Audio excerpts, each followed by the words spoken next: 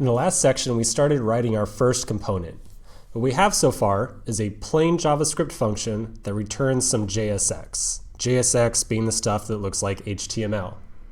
The function is assigned onto the constant app, and we use constant instead of var because we don't expect this variable to ever change. We're not going to reassign app at any given time. So let's talk a little bit more about what JSX is doing for us and then move on to the next step. I want to mention to you that JSX, just like the ES6 code that we're writing with const, cannot be interpreted by the browser. So remember, the purpose of our boilerplate package here with Webpack and Babel is to translate this JSX into actual vanilla JavaScript that can be understood by our browser.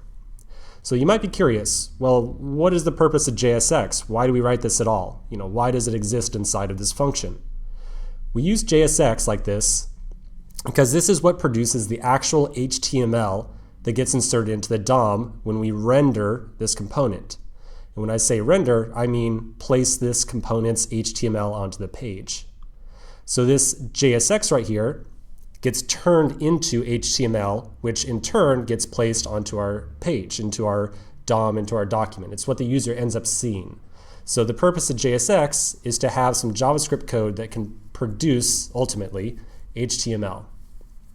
Now you might be wondering, why does it look like HTML at all? Why don't we have some type of just normal JavaScript calls? Well, we don't have to write JSX if we don't want to, but I really guarantee you're probably going to want to.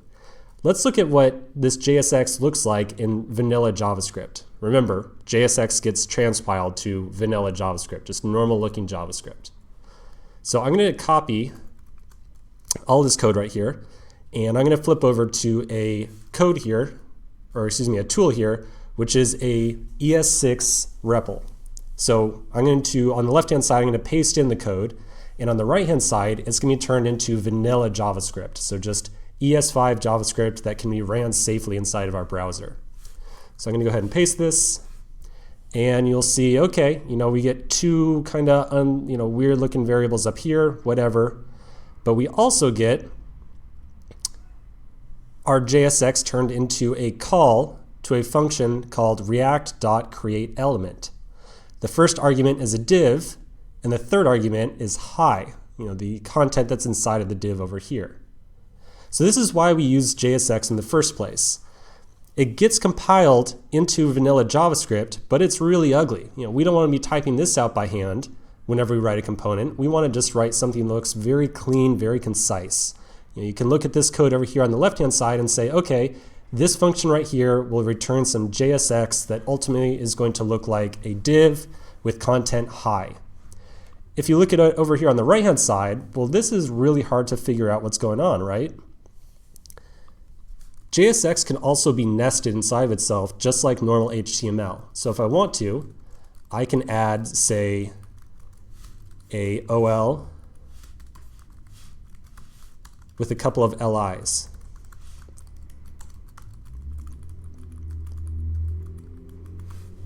Now look what we get on the right-hand side.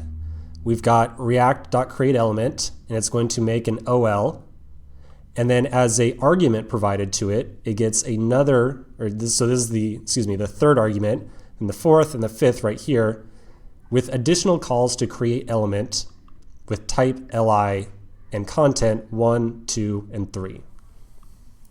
So as our components start to get more complex with a lot more JSX inside them, as we start to write more complicated components that have more JSX inside of it, that in turn produces more HTML, the JavaScript that gets produced gets more complicated as well. So you can imagine if we start to get really complex components, they get just about illegible on the JavaScript side.